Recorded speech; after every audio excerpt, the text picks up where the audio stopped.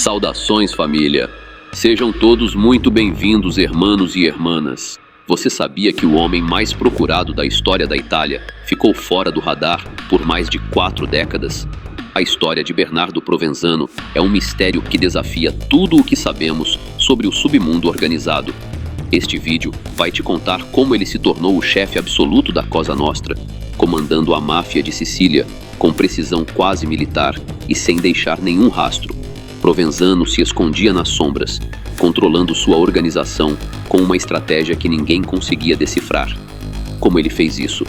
Será que ele realmente nunca deixou a Sicília? Prepare-se para descobrir os segredos de um dos mafiosos mais lendários do século XX e a história por trás de sua captura.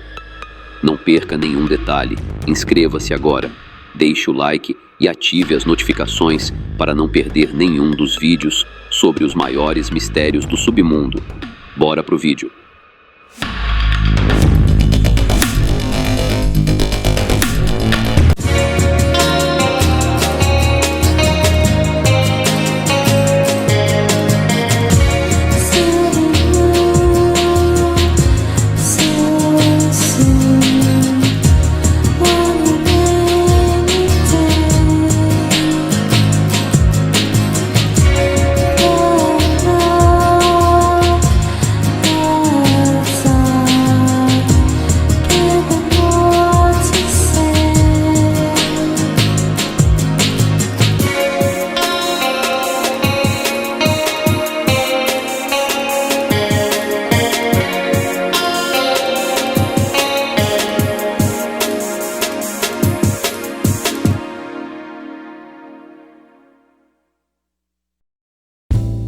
No sombrio universo da máfia siciliana, poucos nomes causam tanto temor e respeito quanto o de Bernardo Provenzano. Conhecido como o chefe dos chefes da Cosa Nostra, ele foi um homem que conseguiu desaparecer completamente da vida pública por mais de 40 anos. Sua trajetória é envolta em mistério, um verdadeiro quebra-cabeça de silêncio, estratégia e ações implacáveis. Provenzano nunca concedeu entrevistas, raramente permitiu que sua imagem fosse registrada e comandou uma das organizações mais poderosas do mundo com uma precisão quase militar. Mas afinal, como ele conseguiu se esconder por tanto tempo? E como foi possível que a máfia siciliana fosse liderada por alguém que para muitos era apenas um fantasma? Bernardo Provenzano nasceu em 31 de janeiro de 1933, na pequena cidade de Corleone, na Sicília.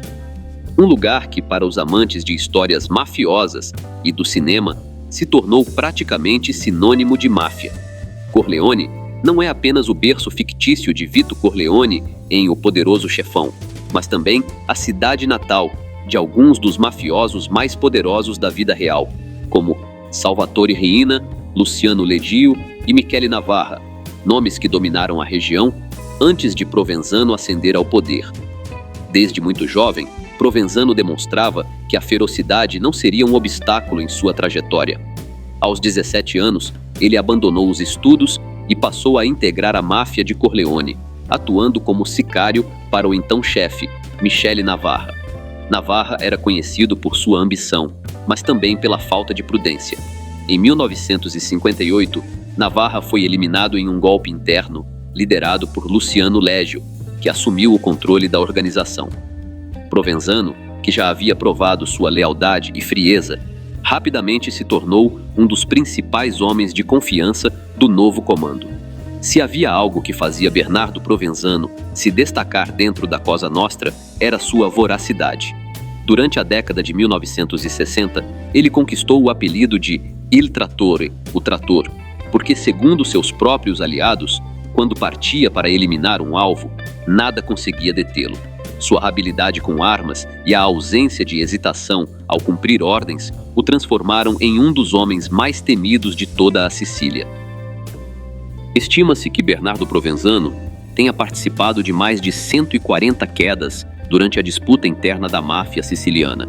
Mas o que o tornava ainda mais perigoso não era apenas sua animalidade, era sua inteligência e capacidade de agir com extrema discrição. Enquanto outros chefes se rendiam ao luxo e à ostentação, Provenzano preferia as sombras. Ele entendia que, para continuar na ativa, não bastava ser implacável, era preciso ser invisível. Em 1974, a disputa interna na máfia atingiu seu ponto mais feroz. Luciano Légio foi preso, deixando um enorme vazio de poder. Foi nesse momento que Salvatore Totò Riina e Bernardo Provenzano aproveitaram a oportunidade. Riina assumiu como o novo líder absoluto e Provenzano se tornou sua mão direita. Juntos, levaram a Cosa Nostra a uma nova era de poder e expansão. Porém, ainda em 1974, um acontecimento mudaria a vida de Provenzano para sempre. Durante uma troca de tiros com a polícia, ele foi gravemente ferido e precisou desaparecer completamente do mapa. A partir daí, Bernardo Provenzano sumiu do mundo. Não surgiram mais fotos, nenhum registro, nenhuma pista concreta. Ele virou um verdadeiro fantasma. Mas, das sombras, continuava a comandar com mão de ferro. Mesmo oculto, sua influência se fazia sentir. Ordenava golpes, determinava ações contra juízes, policiais e jornalistas. Ninguém sabia onde ele estava. Ninguém ouvia sua voz. Ninguém via seu rosto. E ainda assim, seu poder crescia silenciosamente. O homem invisível da máfia estava prestes a se tornar o verdadeiro capo de tutti capi, o chefe dos chefes. Durante quase 3 décadas, a máfia siciliana atravessou seu período mais insano sob o comando brutal de Salvatore Totò Riina. Com Bernardo Provenzano como seu aliado mais fiel, a Cosa Nostra desencadeou uma verdadeira disputa contra o Estado, derrubando juízes, policiais e jornalistas que ousavam desafiar sua autoridade. Enquanto Totò Riina se tornava o mafioso mais temido e odiado de toda a Itália, Provenzano seguia oculto, operando com uma paciência quase sobre-humana. O que poucos sabiam era que aquele homem silencioso, que jamais se expunha ao público nem levantava a voz, estava apenas aguardando o momento certo para assumir o controle total da organização. No dia 15 de janeiro de 1993, a sorte de Salvatore Riina chegou ao fim. Após anos de investigações e perseguições, a polícia italiana finalmente conseguiu capturá-lo em Palermo, encerrando o seu reinado de temor. Mas a queda de Riina não significou o fim da Cosa Nostra, muito pelo contrário. Nos meses que se seguiram, os mafiosos lançaram uma série de atentados com explosivos em Roma, Florença e Milão, numa tentativa desesperada de intimidar o governo. Em meio a esse cenário de caos, Bernardo Provenzano entrou em cena. Diferente de Riina, que governou com animalidade e arrogância, Provenzano tinha uma visão diferente sobre o futuro da máfia. Ele compreendia que o caos desenfreado só chamava ainda mais atenção das autoridades. Se a Cosa Nostra quisesse seguir na ativa, precisava voltar às sombras. E foi exatamente isso que ele fez. Pouco a pouco, Provenzano transformou a máfia em uma organização mais silenciosa, mais estratégica e quase impossível de rastrear. Quando assumiu o comando nos anos 1990, impôs regras rígidas a todos os membros. Nada de telefones. As autoridades haviam usado escutas para capturar Riina, e Provenzano não permitiria o mesmo erro. Celulares e qualquer tipo de comunicação eletrônica foram terminantemente proibidos. Nada de disputas desnecessárias. Eliminações em excesso chamavam a atenção indesejada. E, principalmente, nada de ostentação. A nova Cosa Nostra deveria agir nas sombras, sem chamar a atenção, sem explosões, sem levantar suspeitas. Os novos líderes da máfia foram proibidos de ostentar riqueza, carros de luxo, mansões extravagantes, tudo isso deveria desaparecer. Mas a jogada mais genial de Bernardo Provenzano foi a criação de um sistema de comunicação praticamente à prova de interceptações, mesmo em plena era da tecnologia e das telecomunicações. Provenzano conseguiu comandar a máfia sem realizar uma única ligação telefônica. Seu método era tão simples quanto eficaz. Mensagens escritas em pequenos pedaços de papel, conhecidos como pizzini. Esses bilhetes, sempre codificados, eram entregues por mensageiros de extrema confiança. Assim, não havia conversas que pudessem ser gravadas, nem rastros eletrônicos que pudessem denunciar os movimentos da Cosa Nostra.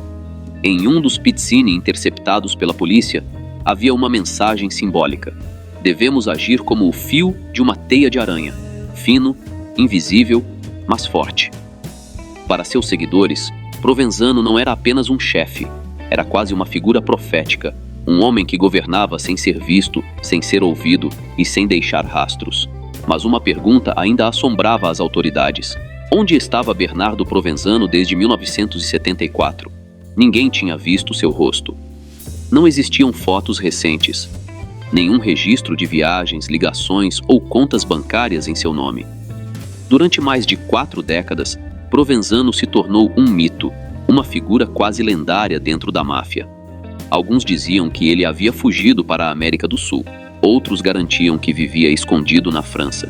Mas a verdade era muito mais simples e, ao mesmo tempo, muito mais surpreendente. Bernardo Provenzano nunca saiu da Sicília. Enquanto o mundo inteiro o procurava, ele permanecia escondido em sua terra natal. Protegido por uma rede de lealdade absoluta, Bernardo Provenzano vivia em pequenas casas rurais, mudando-se constantemente entre fazendas e esconderijos improvisados. Não usava carros de luxo nem roupas chamativas. Sua alimentação era simples e ele passava a maior parte do tempo jogando videogames. Para muitos, Provenzano não era apenas um mafioso, era um verdadeiro fantasma que controlava a Sicília sem jamais ser visto, mas como todo fantasma, um dia ele teria que ser combatido. E a caçada estava prestes a começar. Por mais de 4 décadas, Bernardo Provenzano fez o impossível, comandou a máfia siciliana sem deixar rastros. Enquanto a polícia italiana vasculhava o mundo em sua busca, ele manipulava a Cosa Nostra com a precisão de um cirurgião. Mas até mesmo os fantasmas cometem erros.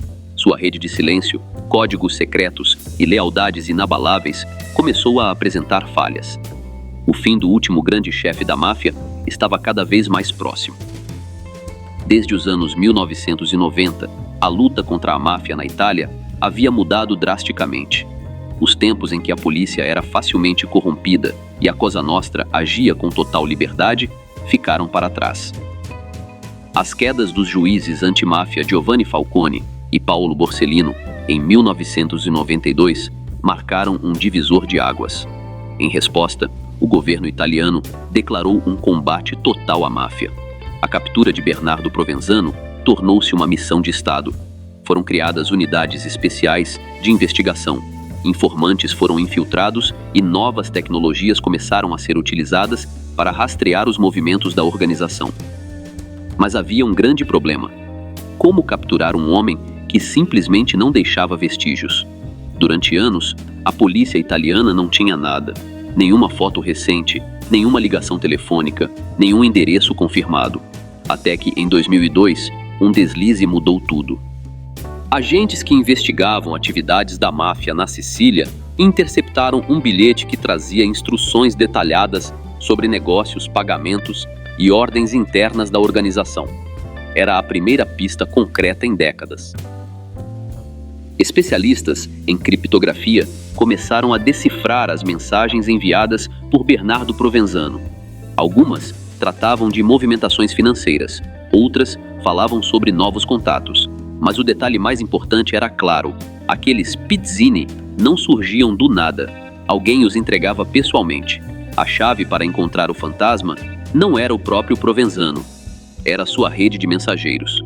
No final dos anos 90 e início dos anos 2000, a Cosa Nostra já não era mais a mesma.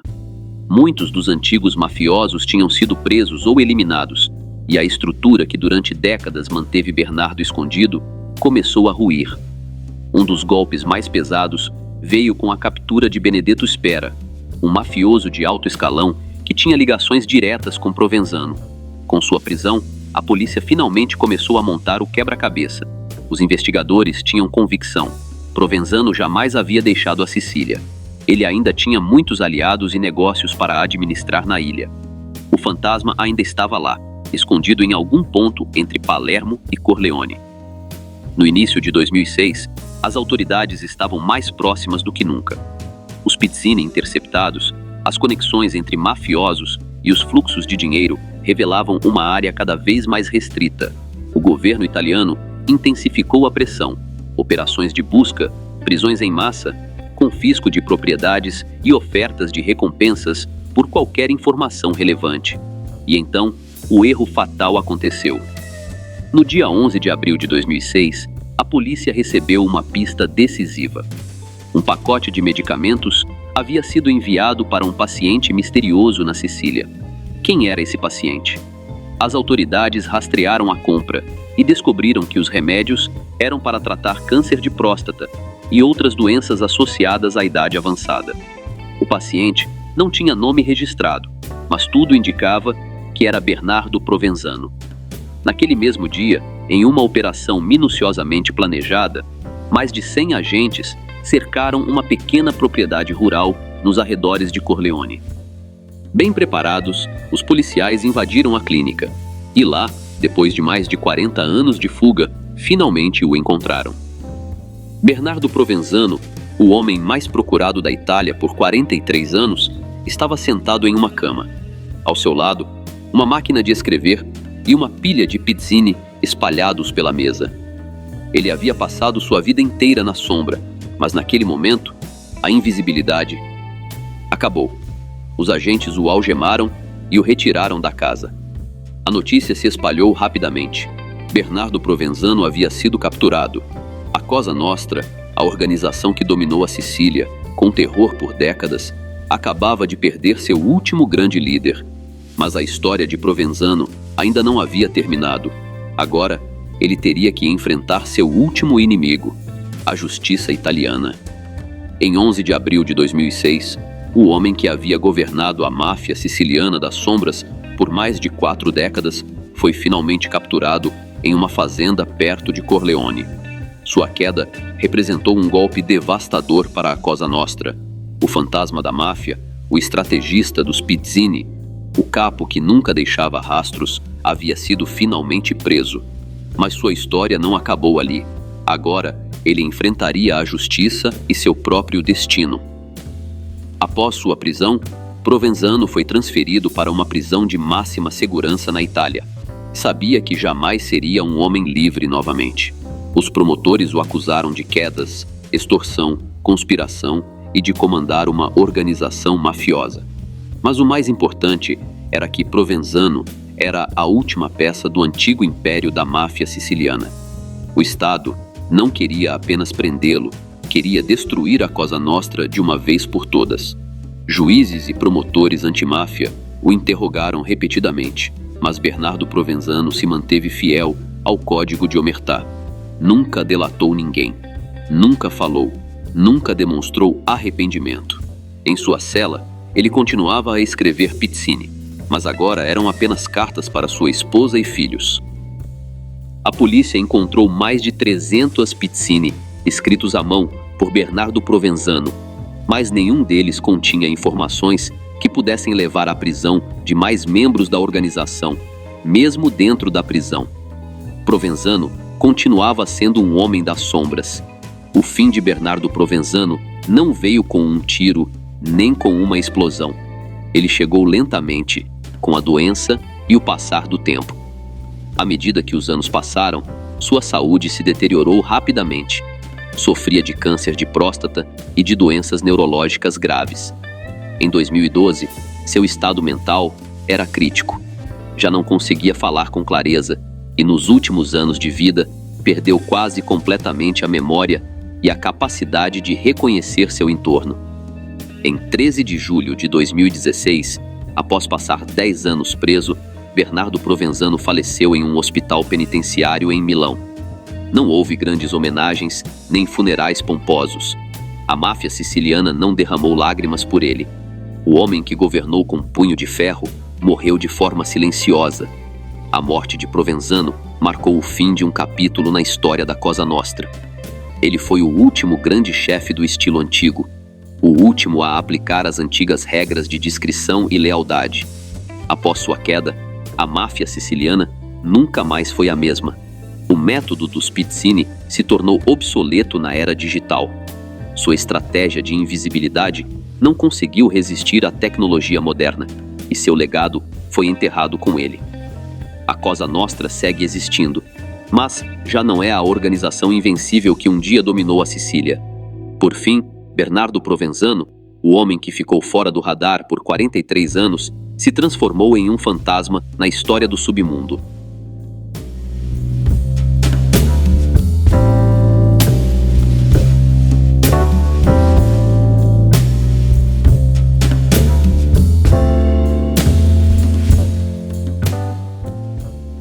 Salve família!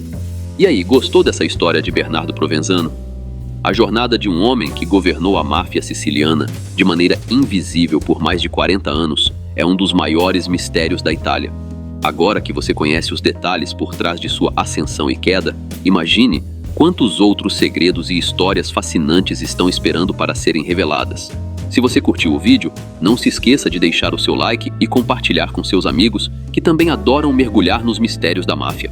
Se inscreva no canal para não perder nenhum dos próximos vídeos sobre figuras lendárias e os casos mais surpreendentes da história. E se você realmente curte esse tipo de conteúdo, considere se tornar um membro do canal. Como membro, você terá acesso a benefícios exclusivos e conteúdo extra, que vai deixar você ainda mais por dentro dos maiores segredos do submundo. Junte-se à nossa comunidade e ajude a desbravar mais histórias como essa. Deixe nos comentários o que você achou dessa história. E se tem algum outro grande nome da máfia que você gostaria de ver por aqui. Obrigado por assistir. Até a próxima.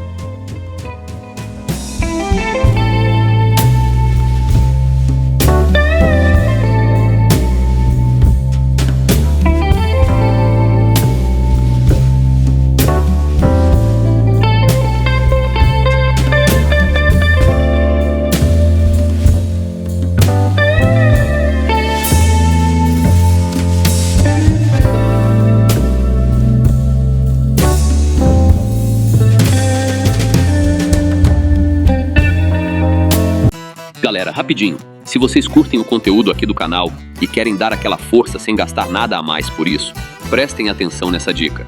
Sempre que vocês comprarem qualquer coisa na Amazon, seja um livro, fone, celular ou até um cabo USB, usem o meu link de afiliado que está aqui na descrição.